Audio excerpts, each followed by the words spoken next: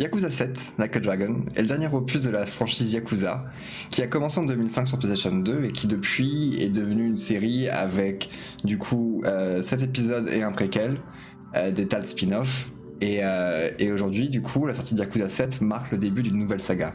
Ichiban Kasuga est une nouvelle recrue de la famille Arakawa qui appartient au clan Tojo. Le 1er janvier 2001, sur ordre du patriarche de sa famille, il accepte de purger une peine de prison pour un crime qu'il n'a pas commis afin de protéger le véritable meurtrier, le capitaine de sa famille. En agissant ainsi, Ichiban pensait qu'il serait accueilli comme un héros et qu'il serait reconnu comme un homme d'honneur auprès des Yakuza. Mais la vérité est tout autre. Lorsqu'il sort de prison en 2019, soit 18 ans plus tard, en effet, il apprend que le clan Tojo a été anéanti par Arakawa qui s'est allié à l'alliance Omi et en est devenu le capitaine. De plus, lorsqu'Ichiban tentera de lui demander pourquoi Arakawa a agi de cette façon, il n'hésitera pas à lui tirer une balle dans le ventre. Grièvement blessé, Ichiban se retrouve nu et SDF loin de Kamurocho, dans un quartier fictif à Yokohama, et décide de prendre son destin en main pour découvrir ce qui se cache derrière cette trahison de l'homme qu'il respectait le plus au monde. Avec l'aide d'un policier déchu, d'un sans-abri et d'une hôtesse, il va découvrir une gigantesque conspiration.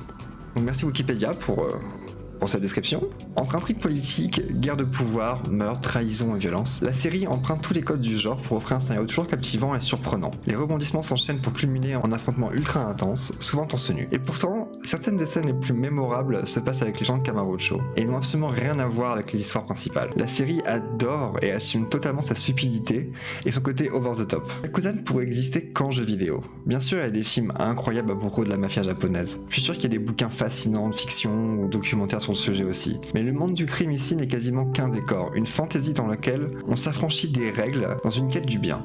Dans ces temps confinés, il est plus important que jamais de pouvoir trouver le moyen de s'évader, et Yakuza est le billet idéal pour l'espace d'un instant se plonger dans un Japon moderne et fantasmé, avec ses parts d'ombre, son excentrisme, mais aussi sa naïveté et son cœur qui en font tout son charme. On peut s'oublier dans le monde de Yakuza et profiter simplement de la poésie urbaine japonaise.